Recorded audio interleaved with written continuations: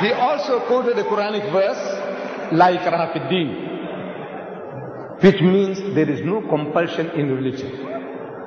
Compulsion is worthless.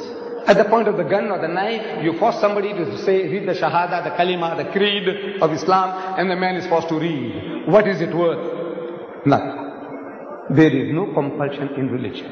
But the insinuation is that the Muslims were doing compulsion. I said, look, my brother, Sharosh, you are a proof that the Muslims didn't use any compulsion for 1,400 years.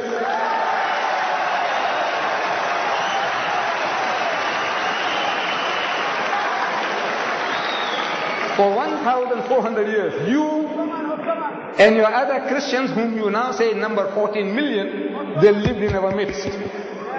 In Egypt, the Muslims have been the overlord of that country for 1,400 years. For a few years, the French came. For a few years, the British came. But overall, for 1,400 years, the Muslim has been ruling that land. And yet, today, you can boast there are 10 million Coptic Christians in Egypt. If there was compulsion of any kind, there would not have been a single Christian left in the country.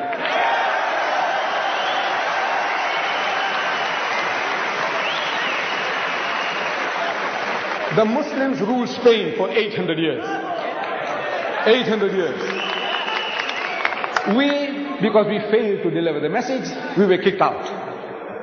We were kicked out. Shame on us. We didn't fulfill our obligations. But if they had used any type of force, even economic force, for 800 years, there would not have been a single Christian left in the country.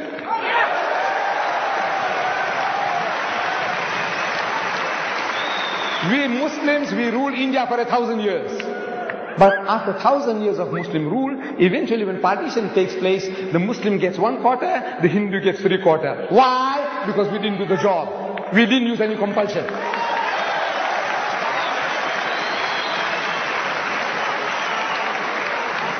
And which Muslim army went to Indonesia? Which Muslim army went to Nigeria? Which Muslim army conquered the east coast of Africa? Which Muslim army?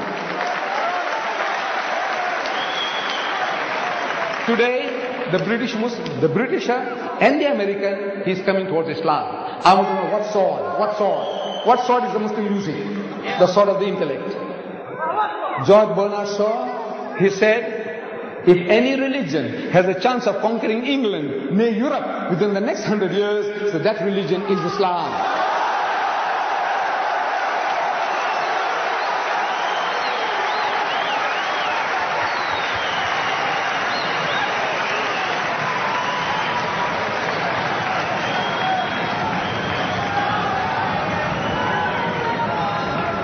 Look, Bernard Shaw had the foresight, he could see. But we Muslims, we have failed Islam. Wallah, we have failed. We have failed. We haven't made a start yet. We believe. We say we believe, but we have not made a start yet. This is our problem. The destiny is ours. Wallah, it is ours. Allah says, لِيُزْهِرَهُ عَلَى الدِّينِ كُلِّهِ. He has given you a deen, a way of life that is the master, overcome and supersede them all, bulldoze them all, whether it be Hinduism, Buddhism, Christianism, Communism, Judaism, every ism.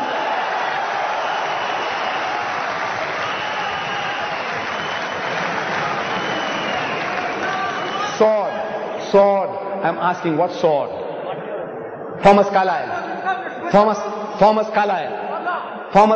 in 1840, he delivered a series of lectures here in the UK. In England, Thomas Carlyle, one of the greatest thinkers of the past century. Thomas Carlyle. And he says, the sword. He said, the sword indeed. But where will you get your sword? He said, every new opinion at its beginning is precisely in the minority of one.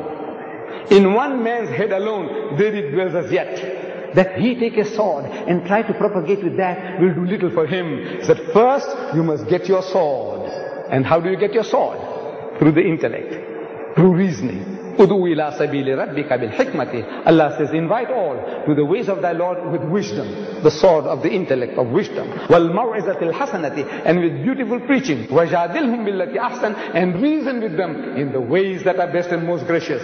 This is the sword.